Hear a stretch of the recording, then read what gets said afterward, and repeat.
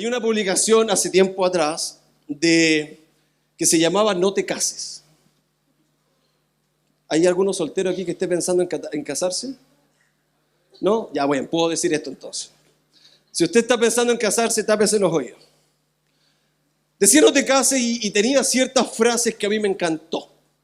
Primero, si no te gusta ceder, no te cases. ¿Están de acuerdo con eso, no? A ver, ¿quiénes llevan más de 10 años aquí casados?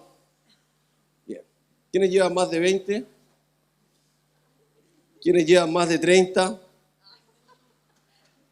30 ya. Bueno, podemos hacer afuera algún monumento para ustedes para felicitarlos. Sobre todo para ustedes, señoras, por aguantarnos a nosotros. Pero si tú no vas a ceder, no te cases. Porque el matrimonio no va a funcionar si no cedes, ¿sí o no? ¿Estamos de acuerdo? Ok, segundo. Si odias pedir perdón, no te cases. Tercero, si te cuesta perdonar, no te cases. Si no quieres renunciar a las cosas que te gustan por alguien, no te cases. Escucha esto, si solo piensas en tu felicidad, no te cases. Siguiente, si amas tu independencia y hacer las cosas por tu cuenta, sin consultar a nadie, tampoco te cases.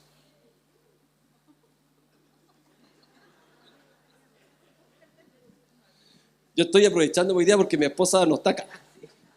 Anda en Perú, así que gracias a Dios, hoy día voy a almorzar tranquilo. Seguimos. Si solo quieres hacer lo que a ti te gusta, no te cases. Miren esto. Esto es para las mujeres, ¿eh? Si no sueles asumir errores, no te cases. No, para todos, para todos. Y resulta que el matrimonio se vive el uno para el otro, y por eso que muchos se cansan y renuncian, porque solo buscan su propia felicidad y su propia satisfacción. Y el mensaje de hoy se llama Amor en el ring, la pelea por la unidad. Y cuento esta historia porque en el matrimonio estos principios que yo te estoy contando se aplican a todas las áreas de tu vida también. Porque yo podría leer perfectamente esto y digo, si no te gusta ceder, no vengas a Simple Church. Por ejemplo, si solo piensas en tu felicidad, no vayas a la iglesia. ¿Sí o no? Otro, si te cuesta perdonar, no vengas a Simple Church porque aquí vas a tener que aprender a perdonar porque nos vamos a equivocar. Otro, por ejemplo, si solo quieres hacer lo que a ti te gusta, no vengas a Simple Church. Porque si te gustan los pastores con corbata, hay otras iglesias más allá. Porque los principios de sana convivencia se aplican en tu matrimonio y se aplican también en la iglesia.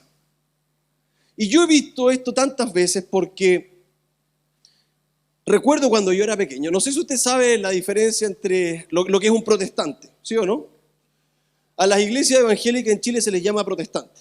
Sí, bueno, en otros países también. De hecho, se celebra el Día de la Reforma una vez al año, que también es el Día Nacional de las Iglesias Evangélicas, en donde se celebra la reforma que sale ciertas ramas o ciertas iglesias de la Iglesia Católica y salen de ahí y forman la iglesia evangélica que usted conoce. ¿De acuerdo, no? Pero usted sabía que no todas las iglesias cristianas vienen de la Reforma o son protestantes. Yo sé que hay algunos por ahí que se confunden con el protestante y les gusta salir a tirar piedra el 11 de septiembre, pero esto no pasa en esta iglesia. Aquí no todas las iglesias son protestantes, porque hay una línea de iglesias que viene directamente desde el tiempo de Jesús. No sabía eso. Jesús funda su iglesia, ¿de acuerdo?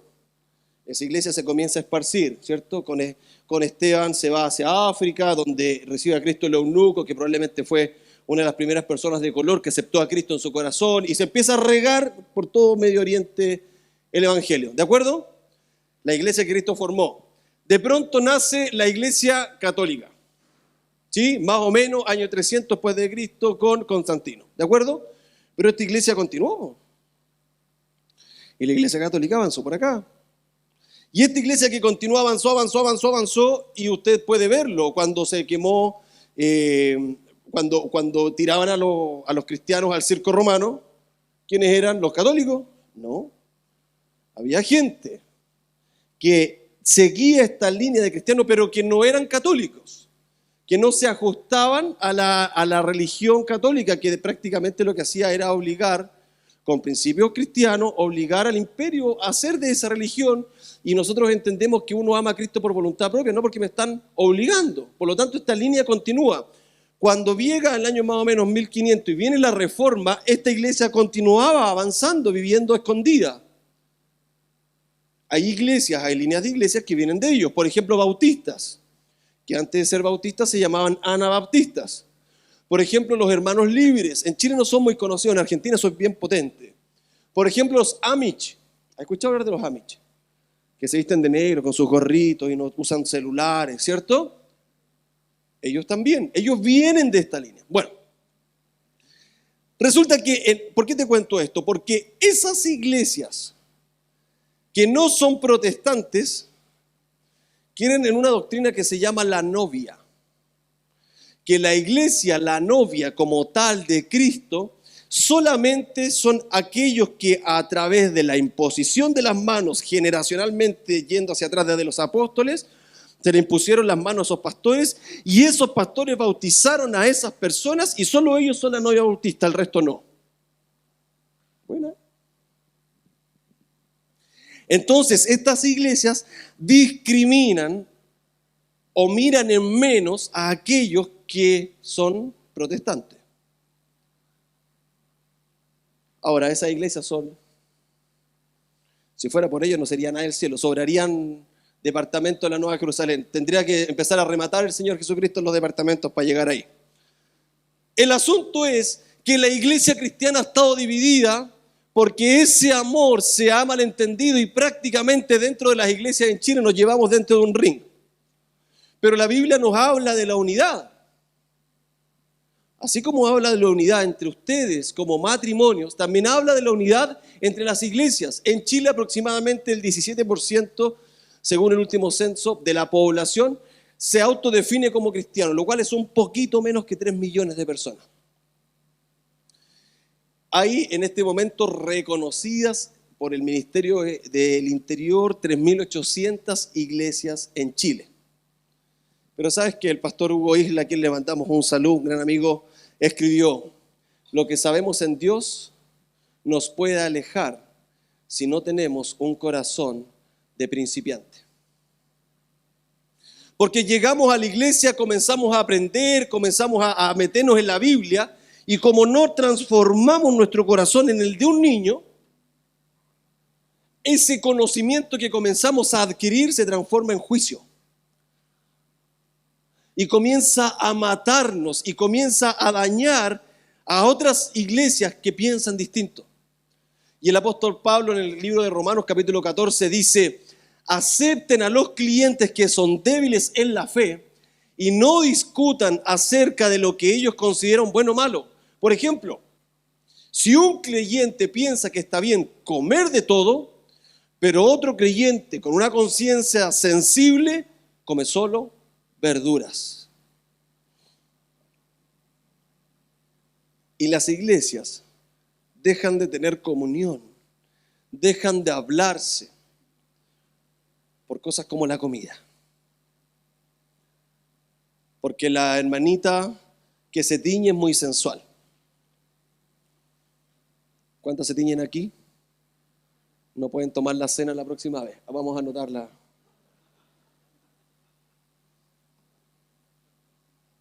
Porque viene la persona ahí con gorro a la iglesia. A mí una vez estaba Claudio tocando batería en la iglesia y me dice una persona: oye, ¿y será que el hermanito puede quitarse el gorro para tocar batería? Hacía cualquier frío, estábamos en el otro salón. ¿Se acuerdan cómo era el invierno en el otro salón? Los que estaban ahí, ahí hacía frío, aquí usted está bien. Y las iglesias, por cosas como esas, porque si usó o no una pulserita, porque si el pastor usa o no usa corbata o le gusta usar pitillo, comienzan a separarse, porque una tocaba con instrumentos más tradicionales y el otro no. Y es que John Wesley, uno de los reformadores de la iglesia, escribió: la fe es personal. Estamos de acuerdo en eso. Tu fe en Dios es personal, pero no debe ser solitaria.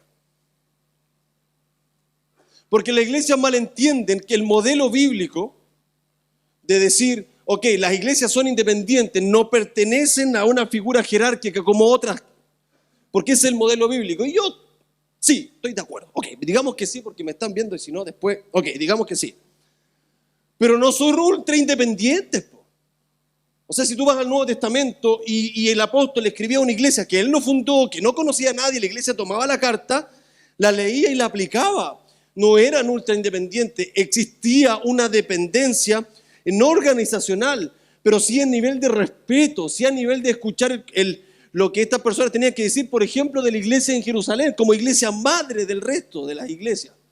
Hoy día no, po. Yo soy independiente y me da lo mismo lo que tú hagas.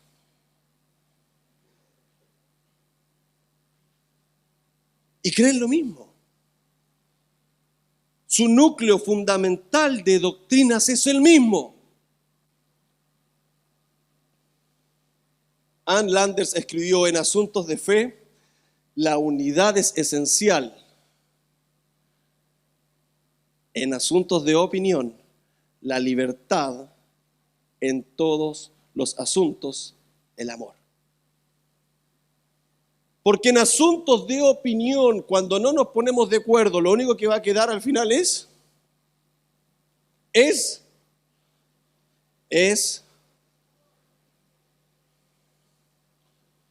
porque cuando tú no te pones de acuerdo con tu esposa, que suele pasar, a mí nunca me ha pasado, pero yo sé que a ustedes sí, ¿qué es lo que queda al final del día? Y ella te va a decir, sí, po, yo pienso distinto, pero ya no estamos en los tiempos de que el machismo predominaba y yo tengo que pensar igual que tú. Así que yo pienso distinto. Y si queréis me aceptáis. Y si no, el sofá está ahí. Ya, ¿para qué se ríen si todos han dormido en el sofá? Y en la iglesia, bueno, si estás de acuerdo conmigo, bien. Y si no, chao, porque somos independientes. Pregunta, ¿eso es lo que Jesús quería de nosotros? Ocupamos un principio bíblico para llevarlo al extremo, para justificar nuestra falta de amor. Es por eso que 1 Corintios capítulo 1, verso 10 dice: les suplico, hermanos, en el nombre de nuestro Señor Jesucristo, que todos vivan en armonía y que no haya divisiones entre ustedes. Estén unidos en un mismo pensar y en un mismo propósito. Y es que evitar juicios y evitar condenación es clave. Es por eso que Romanos, cuando continúa, y estamos leyendo ahí en el capítulo 14, verso del 3 al 4, ahora dice: los que se sienten libres para comer de todo no deben menospreciar a los que no sienten la misma libertad. Y los que comen determinados alimentos no deben juzgar a los que sí los comen, porque a esos hermanos Dios los ha aceptado.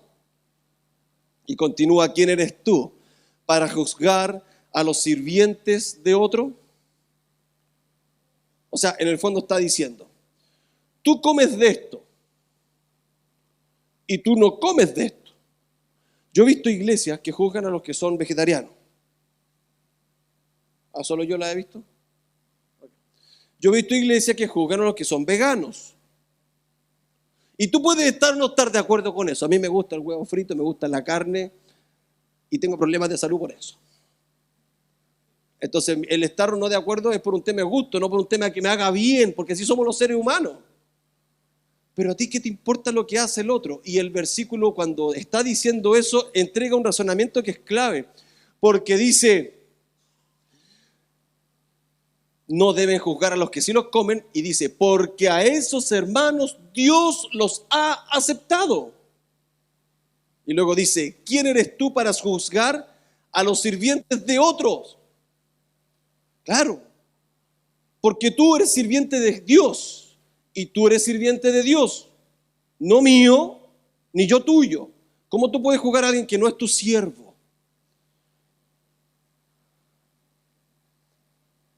Tu esposa, ¿de quién es sierva?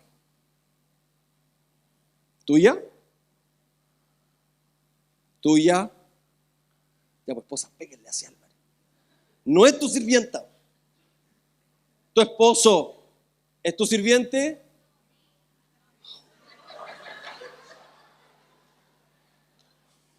En el nombre del Padre, del Hijo, pobrecito, que Dios te reciba en el reino. Tengo una casa rodante en la casa, espera. Si quiere, pasa por allá, amigo. Mi querido amigo Luis. No lo es. Porque tú como esposo sirves a Dios. Y tú como esposa sirves a Dios. Y a quien vas a responder si hace las cosas bien o si hace las cosas mal es a Dios. Esta iglesia no me sirve a mí. Sirve a Dios.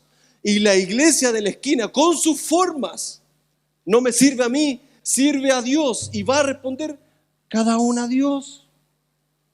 No a mí. ¿Y usted por qué en Simple Church hace esto? Pregúntele a Dios. Él es mi jefe. ¿O no? Cuando nos dedicamos a juzgar a los demás, comenzamos a perder el foco de lo que Dios quería, porque al final del día el evangelio se trata de amar, no de juzgar. Esto viene a complicar nuestra vida, viene a complicar el evangelio. Cuenta la historia que se encontró una nota de suicidio de un joven que decía, me leyeron tantos versículos bíblicos cuando pequé que se olvidaron de abrazarme.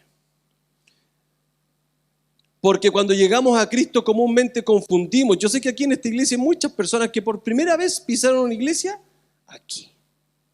Y qué rico por eso, qué bendición por eso. Pero todo el conocimiento y todo este camino nuevo que estás emprendiendo tiene relación con que cada conocimiento, cada texto, cada cosa que aprendes te lleve a amar más al que está al lado tuyo. No a compararlo con lo que aprendiste o con tu tremendo nivel sobreespiritual. Porque el día que llegues levitando aquí y te sientes, ahí recién te vamos a creer. Pero aquí nadie levita y no veo ninguna aureola en la cabeza. Resulta que la Biblia continúa en el libro de Mateo capítulo 7 y dice, no juzguen a otros, para que Dios no los juzgue a ustedes, pues Dios los tratará de la misma manera que ustedes tratan a los demás.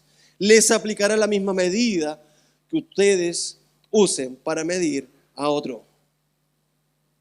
Es por eso que Elbert Hubbard escribió, la crítica no cambia nada, excepto la paz y la alegría de quien la emite. Claro. Porque la crítica no va a cambiar al de al lado, solamente va a perturbar la paz y te va a hacer feliz a ti cuando criticaste, nada más. Es por eso que la Biblia nos enseña que debemos priorizar nuestra adoración personal, relacional con Dios. Antes de que Cristo viniera a morir, tenía que venir un sumo sacerdote una vez al año a pedir perdón por mis pecados a Dios. Era una religión. Pero cuando Cristo muere, ¿qué pasa ahí? Se rasga ese velo en dos. Tenemos acceso gratuito al lugar santísimo en la presencia de Dios, porque Él quiere construir una relación personal con nosotros. Es por eso que siempre decimos que esto no es religión, es relación. Porque si tú vienes todos los domingos aquí y te paras ahí a mirar, no, esa foto quedó mal.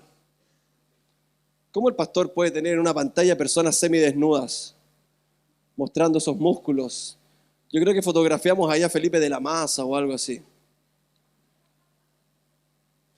Y si nos sentamos ahí y empezamos a criticar, no, que hoy día sonó muy fuerte, hoy día cantaron mucho, se desafinó Simón. Comenzamos a entender que nosotros venimos para acá simplemente por religión, pero no para cimentar, para afianzar nuestra relación con Dios. Del mismo modo dice, y continúa Romanos, algunos piensan que un día es más sagrado que otro, como el día sábado, mientras que otros creen que todos los días son iguales. Cada uno debería estar plenamente convencido de que el día que elija es aceptable. El versículo 7 voy a leer. Pues no vivimos para nosotros mismos, ni morimos para nosotros mismos, pues si vivimos es para honrar al Señor. Y si morimos es para honrar al Señor. Entonces, tanto si vivimos como si morimos, pertenecemos al Señor. El pastor John Piper escribió, la verdadera religión es la relación personal con Dios, no la observancia de reglas y rituales en una iglesia. Es por eso que Juan capítulo 4, verso 23 dice, Dios busca adoradores que lo adoren en espíritu y en verdad. Y es que debemos recordar, queridos, que nuestra adoración personal y nuestra relación con Dios son fundamentales. No van separados. No pueden ir separados. Debemos aprender que Dios es quien juzgará a cada persona, no nosotros. Cuando continúa el verso 10 dice, ¿por qué entonces juzgas a otro creyente? ¿Y por qué menosprecias a otro creyente? No, esta iglesia es protestante, no me junto con él. Esta iglesia son liberales. Esta iglesia son calvinistas. Esta iglesia son arminianistas. Esta iglesia se visten así y en esta iglesia son carnales. Porque las hermanitas se echan perfume. Y los liberales o las iglesias más modernas como esta también juzgan a la otra. No, porque en la otra el pastor se viste con corbata y parece mamarracho. ¿Y por qué? ¿Por qué no puede existir libertad?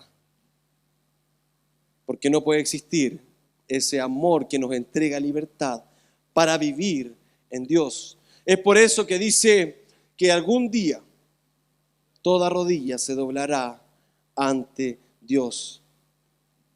Y que cuando continúa el pasaje y justo antes de terminar dice que debemos construir la paz y la unidad. En el verso 19 del capítulo 14 dice, por lo tanto, procuremos que haya armonía en la iglesia y tratemos de edificarnos unos a otros. Y luego continúa con una reprensión. Dice, no destruyas la obra de Dios a causa de lo que comes. No puede tener más importancia tu forma. No puede tener más importancia lo que tú piensas que la obra del Señor. Y hay personas a veces que se van de la iglesia odiando a la iglesia anterior. El pastor Robert Barriger de la iglesia Camino de Vida ahí en Perú, donde andan la Gaby con Solange, ¿cierto? Uno de los principios que en una conferencia nos decía, no tengas el síndrome del vaquero. Yo decía, ¿cuál es? Yo sé que aquí hay un vaquero, pero usted es vaquero con B larga. Este es el vaquero con B corta, no es usted. ¿Y cuál es el síndrome del vaquero? Es que le disparan y ¡pah! Y sigue y no se cae, ¡pah! Y sigue, ¿cierto? Y ¡pah! Y en la iglesia pasa eso. Hay gente que se va de la iglesia y es como un vaquero, no muere nunca. Y se va y hace atados con uno y atados con otro, problema para allá y problema para acá y no muere. Y dice, Dios mío, ¿cuándo va a morir este vaquero?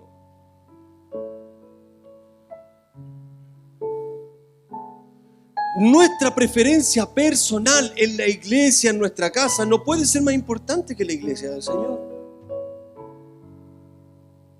Tus diferencias con el liderazgo, con el pastorado, con tu señora no puede ser más importante que la iglesia del Señor.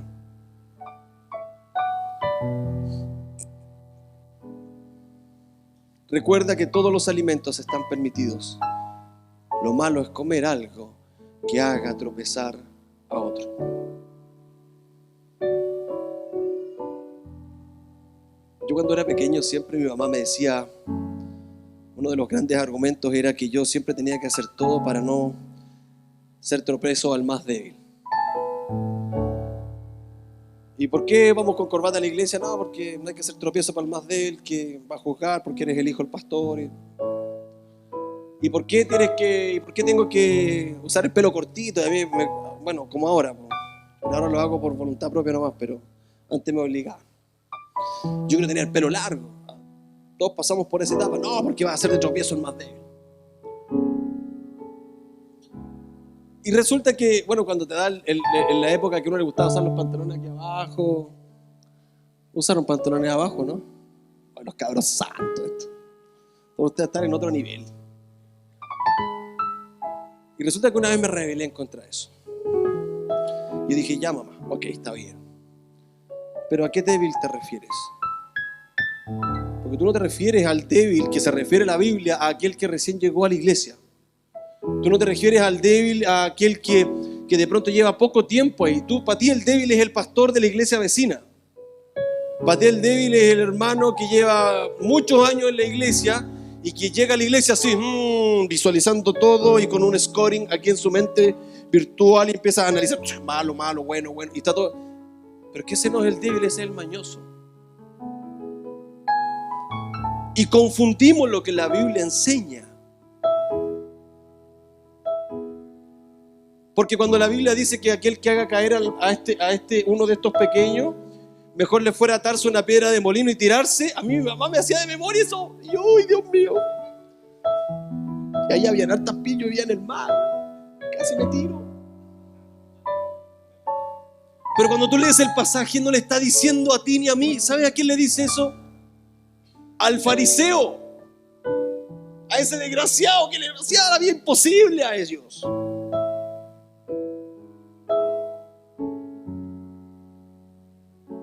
Entonces un día dije, no, voy a usar pitillo y voy a usar barba. Porque no voy a vivir más para el mañoso en la iglesia. Voy a vivir para el débil, para el nuevo. Sí, ningún problema. Porque el hecho de tratar de no ser tropiezo para el débil, mal enfocado, me vuelve un fariseo más. Que es exactamente lo que Jesús quería evitar en ese pasaje en la Biblia.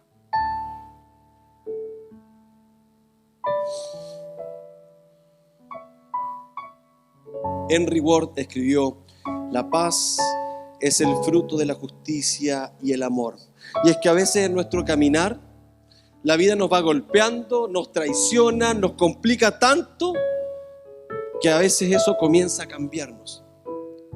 Y nos ponemos más duros y de pronto avanzamos en la vida, y cuando miramos hacia atrás y nos vemos cuando adolescentes, cuando jóvenes, y oye, yo era así, mira que era lindo, que era amoroso, que ayudaba, y hoy día me he transformado en un viejo amargado. Bueno, para usted, yo no soy tan viejo. ¿Y en qué me transformé? Porque la vida te va golpeando, porque cuando avanzas te van traicionando. Cuando tú llegaste a la iglesia, de pronto, ¿cuántos son cristianos de hace tiempo aquí? ¿Más de 5 años? Bien, ¿más de 10? Ay, ¿más de 20? Ay, que Dios me los bendiga, chiquillos, súper bien por ustedes. Pero cuando tú llegaste a la iglesia, pueden recordar, era un pollito y era todo bonito. Pero el tiempo te diste cuenta que la iglesia no todo era color de rosa. La gente te empezó a golpear, empezaste a desilusionarte y empezaste a generar una coraza. Y dejaste de ser ese niño que era cuando llegaste a la iglesia. Y escucha esto. Nunca dejes que tus heridas te transformen en alguien que no eres. Porque todos tenemos heridas, pero depende de ti permitir que eso te transforme o no.